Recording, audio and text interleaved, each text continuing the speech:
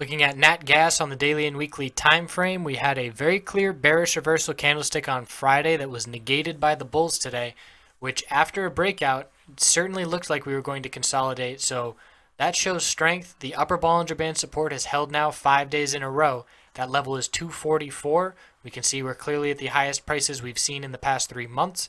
The RSI is getting a little overbought up at 74. You can see we have not seen an RSI that high in the past 3 months. And we look at the weekly chart, higher low and higher high pattern, and this is the key resistance, 2495. If we cannot break that, it's just another lower high in this downtrend.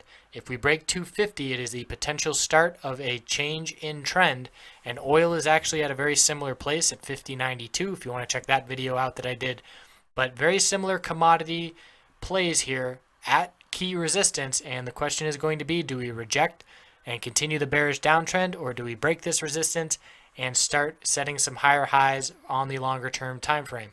So where we close this week is going to be important relative to 245, which is the upper Bollinger Band support. And with 4 trading days to go, the bulls are going to have to remain strong. Otherwise, the bears could very easily lose this upper Bollinger Band weekly support.